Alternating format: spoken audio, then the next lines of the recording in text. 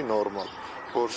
ամեն ինչ նորմալ լինի։ Պարոն Մակինյան, պատահական եք համարում, որ իշխանություններին առնչվող բանկի անունն է շոշափվում հենց այսպես կեղծ տեղեկանքի համատեքստ։ Ես 2018 թվականից հետո ոչ մի բան պատահական չեմ համարում եւ բացի պատահական չհամարելը համարում եմ նաեւ վրեժխնդրություն, համարում եմ փնթիություն, համարում եմ շատ դեպքերում անբարոյականություն եւ ուզում եմ ասեմ, որ շատ կարճ ժամկետներում դրանց գնահատականները տրվելու են այս կեղծիքների, որոնք կատարվում են։ Ես շնորհակալ եմ։ Շնորհակալություն։ Լավ եղեք։ 168-ը հարգելի հետևողներ, կզրուցենք նաև մյուս փաստաբանի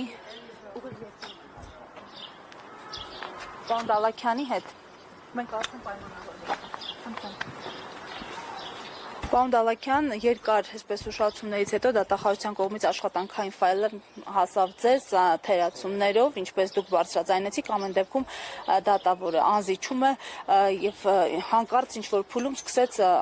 արագացնել դատական նիստերի ընթացքը, տեմպը, ինչով է կես պայմանավորում եւ ինչու այն դեպքում, երբ որ սա չի համարվում ապացույց դատարանի կողմից, դատախազի կողմից, բայց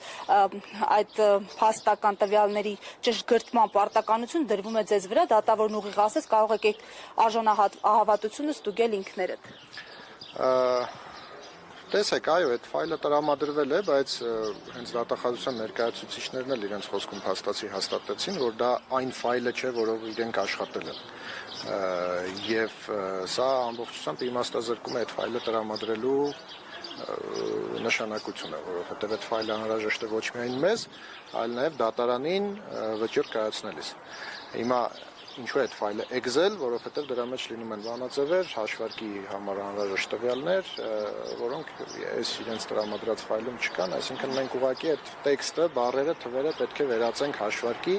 այն հաշվարկի, որ իրենք ունեն, բայց չեն տրամադրում։ Ինչ վերաբերում է դատարանին, տեսակ, որ մենք նաև բացարկի միջնորդություն ներկայացրեցինք կանխակալ վերաբերմունքի հիմքով եւ այդ կանխակալ վերաբերմունքը ունի բավական լուրջ հիմքեր,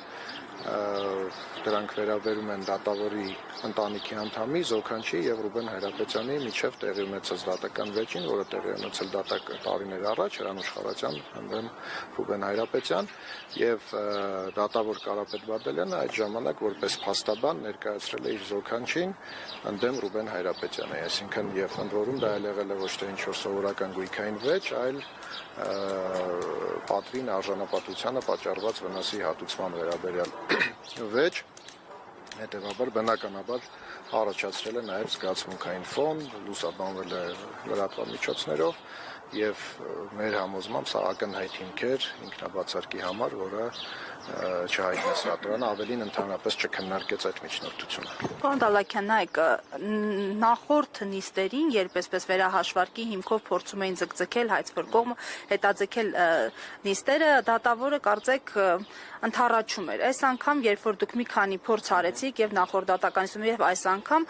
դատավորը չընդառաջեց, էլի այս համատեքստում եք դիտարկում, այսինքն միտում կա ինչ-որ։ Կարելի լրացնել գործընկերոս հարցը, այս նիստում ըստ էության վերափոխում եղավ, ձգձգելու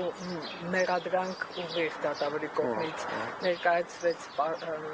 պատասխանող կողմին, մինչդեռ նախկինում ակնհայտ էր, որ հայցվորների պատճառով է գործը ձգձգվում։ Ո՞րն է ձեր շահագրգռվածությունը, ինչու եք ուզում ձգձգել գործը։ Մենք ձգձգելու շահագրգռվածություն ընդհանրապես չունենք, ինչու որովհետև մեր դիրքորոշումները, փաստարկները հիմնավոր են եւ կարող են հիմք հանդիսանալ ընդհանուր հայցը ամբողջությամբ մերժելու համար, բայց այդ դիրքորոշումները, փաստարկները հաստատվելու համար ունեն որոշակի դատավարական ընթացակարգեր, այդ թվում այս դատավարությունից դուրս քրեական վարույթով։ Հիմա քրեական վարույթը մեր հաղորդման հիման վրա Հայ-Էկոնոմբանկի սխալ քաղվածքների վերաբերյալ վաղուց հարուցվել է, ավելի քան 1.5 տարի այդ քրեական վարույթով որևէ արդյունք չկա, որը բավական պարզ գործ է եւ պետք է շատ արագ քննվեր։ Այն ժամանակ մենք միջնորդեցինք կասեցնել մինչև կքննվի այդ գործը եւ մենք բնականաբար շահագրգռված ենք, որ շատ արագ քննվի այդ գործը։ Թե ինչու է դանդաղ քննվում քրեական հետապնդման մարմինների կողմից մենք չգիտենք։ Հիմա մենք այս դատավարությունում արդեն հասել ենք այն փուլի, երբ այդ քրեական վարույթով քննարկվող հանգամանքները արդեն ուղիղ քննարկվում են այս գործով, այսինքն այդ քաղվածքը պետք է քննարկենք, բանկային հաշիվները պետք է քննարկենք, բայց ինչը քննարկենք, եթե այդ ամբողջ քննարկումը, այդ ամբողջ հաշվարկը հիմնված է սխալ քաղվածքի վրա եւ այստեղ, չգիտեմ, 1000 դրամի, 10000 դրամի մասին չէ խոսքը, այլ ավելի քան 4 միլիարդ դրամ հստակ ապօրինի որակված եկամուտների մասին է խոսքը, որոնք հետագա տարիներին էլ բնականաբար վերափոխվել են ավելի մեծ գույքի եւ եկամուտների։ Այսինքն հակառակը մենք շահագրգռված ենք, որ այդ փաստերը հնարավորինս շուտ պարզվեն եւ հնարավորինս շուտ դրվեն այս հայցի մերժման հիմքում։ Ինչու նաև շահագրգռված չենք, որովհետև այս ամբողջ հսկայական պահանջի չափով գույքեր, դրամական միջոցներ, բաժնետոմսեր, բաժնեմասեր արգելադրված են Ռուբեն Հայրապետյանին եւ նրա ընտանիքի անդամներին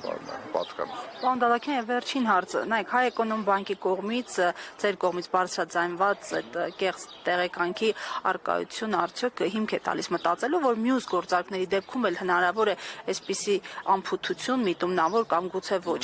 եւ որքանով է արժանահավատ մյուս գործարքների հարցը եւ քանի տարի է պետք օրինակ հերթով դնել եւ գործարքները բանաձևերով հաշվել, այն բանաձևերով, որոնք չեն ներառվել ֆայլերի մեջ։ Շատ լավ հարց եք տալիս, որովհետև ուղղակի պատահմա մեր բախտը պատկերավոր ասած բերել է, որ մենք այդ բանկային հաշվի վերաբերյալ բնօրինակ փաստաթղթեր ենք ունեցել, որոնք պահպանվել են իրավաբանական գրասենյակի նյութերում որոշակի գործարքի սպասարկման շրջանակներում։ Չեմ բացառում, որ որևէ այլ գործով կամ թեկուզ հենց մեր գործով այլ բանկային հաշիվների մասով պարզապես էլի սխալ տեղեկություններ կան, բայց պարզապես դրանք հերքող ապացույցներ չեն պահպանվել, կրկնենք խոսքը 20-25 եւ ավել տարվա վաղեմության փաստերի մասին է։ Շնորհակալություն։ 168-ի հարգելի հետևողներ, այսքանով ավարտում ենք մեր ուղիղ հեռարձակումը, շնորհակալություն մեզ հետևելու համար, հիշեցնեմ հակակոռուպցիոն դատարանում Ռուբեն Հայրապետյանին առնչվող գործով հերթական դատական նիստն էր Կարապետ Բադալյանի նախագահությամբ, այսքանով ամփոփում ենք, ձեզ համար աշխատեցին Զարուհի Դիլանյանն ու Գևորգ Հարությունյանը, մնացեք խաղաղությամբ։